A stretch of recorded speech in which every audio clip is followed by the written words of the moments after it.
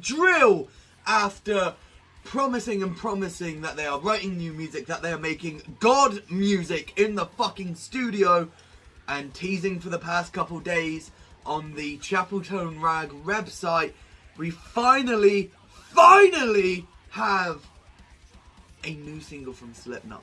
It is nearly 5 minutes long. It is called the Chapeltown Rag, which Chapeltown is a place in England.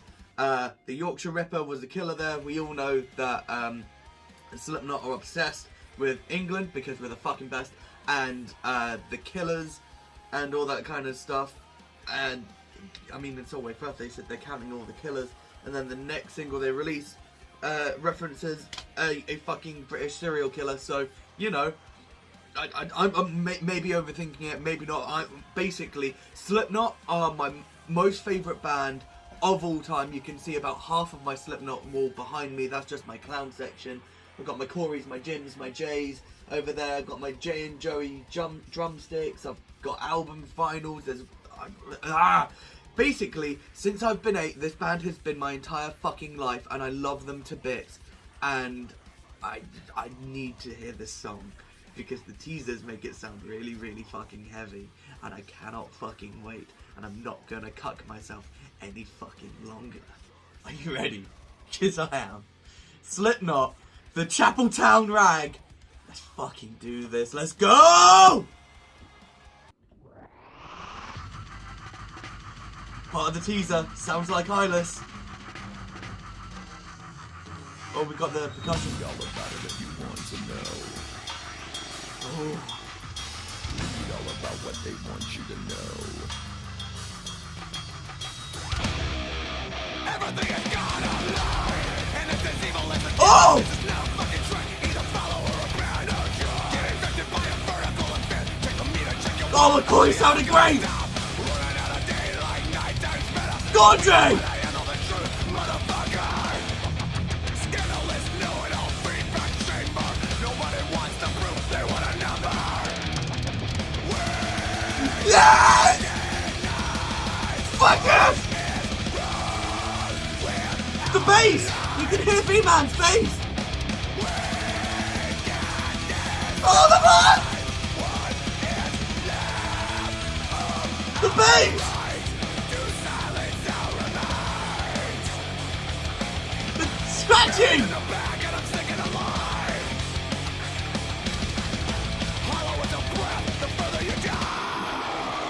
Oh my god!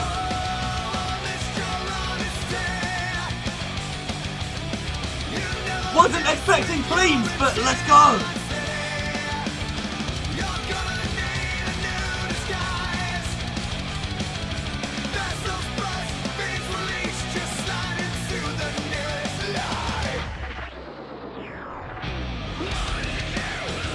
Oh, but it's so Slipknot!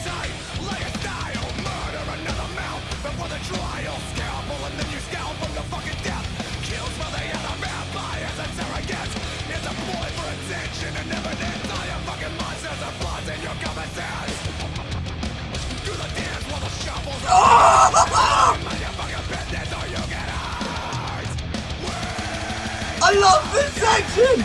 I love this section! So good! Jay is going ham!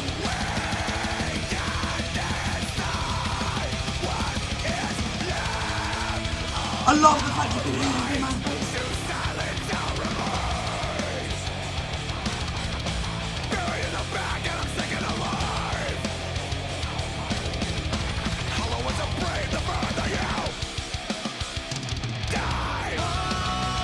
What? Oh my god! I can't even keep up with the drums!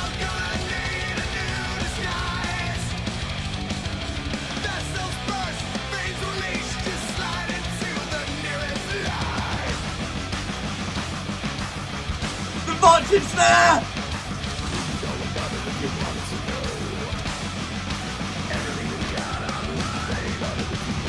The build up! What are we building to? Come on! Come on! Stone like a beast on a chain, look at that, feel strange, what the fuck? A material is so into the state.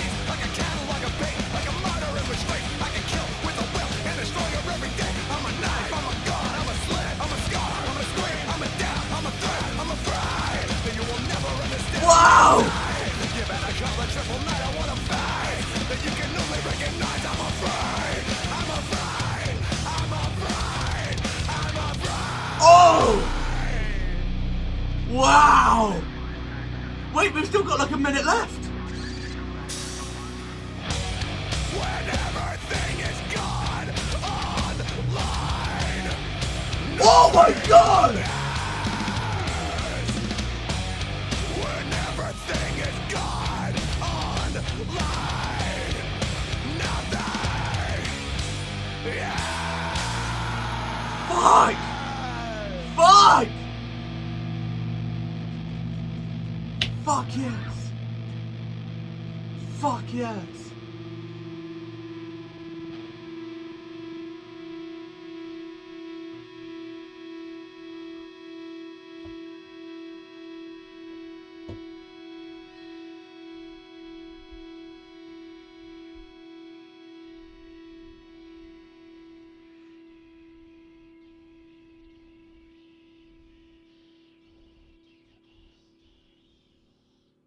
That was like Sid's alien language at the end. I gotta listen to it again. I have to listen to it again. I'm listening to it again. Right now. Let's fucking do this.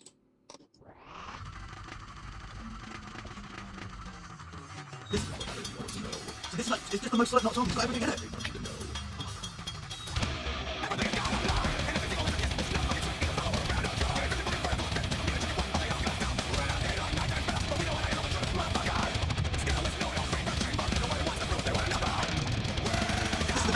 This is the best section!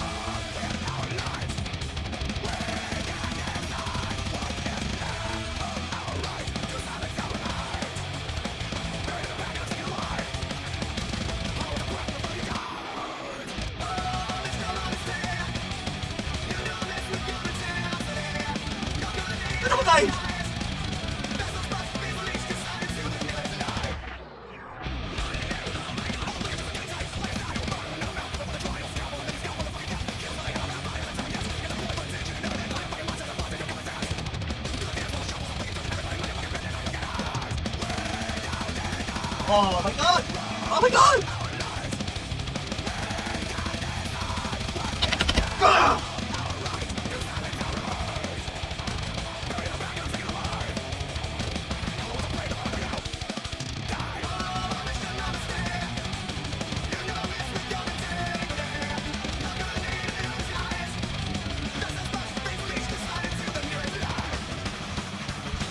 This is everything I've ever wanted in a Slipknot song. Everything.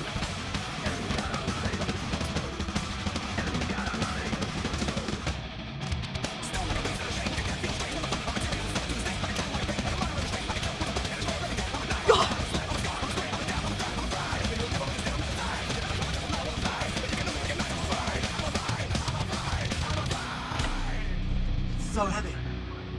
So heavy.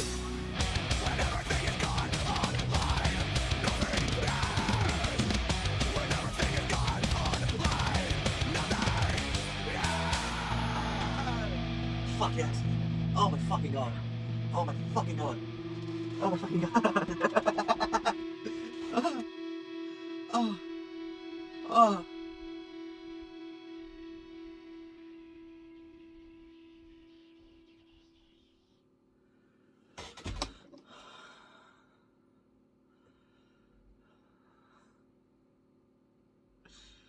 I'm about to fucking cry. Fucking hell, yes. Yes!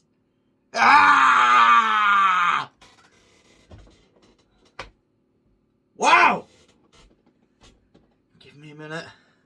That is just about everything I've ever wanted from a modern Slipknot song. That is as throwback you can get for Slipknot these days. Like, Sid's scratching and DJ stuff, Craig samples, they have been missing a lot since, I'd say, Iowa, but even on Iowa they were turned down a lot since Self-Titled, and I feel like their influence on Self-Titled is what made it as good as it is. Don't get me wrong, they've popped up in spots and they've been being used more and more and more, and they're always kind of doing stuff in the background that you don't always hear or even like necessarily recognize or even put together that it's them unless you properly listen. But the fact that they're being brought more to the forefront, and let's just get this out of the way right now, That had every member so clearly. You could hear all 9 members of the band. You could hear Sid scratching, Craig samples, Jim and Mick on guitar. You could hear V-Man's bass, especially during the blast beat section. Obviously, you could hear Jay, and fucking Jay, oh my god. Joey passed away this year, and it was the worst thing ever, and the world is a little bit darker because of it. And I feel like this was Jay almost doing a little bit of a throwback and a tribute to Joey almost, because whilst Jay can do all the mad, crazy stuff that Joey could do, he never, like, he always kind of played what the song needed and had his moments. I feel like on this track, Jay was just going mad. He was going fucking mental. There were so many unnecessary feels. There were so many times when, like, the double bass wasn't needed for the song, but he threw it in because it was necessary. And I feel like that is such a Joey way of playing things. And I feel like hearing those drums, as an old fan and a new fan, and someone who fucking loves Jay is one of my favourite drummers of all time.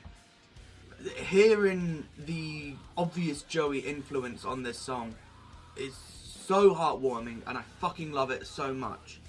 But back to the point, you could hear Jay, you could hear Michael and Clown on the tribal drums. The only thing we didn't hear was a keg, but I don't think the song needed it per se.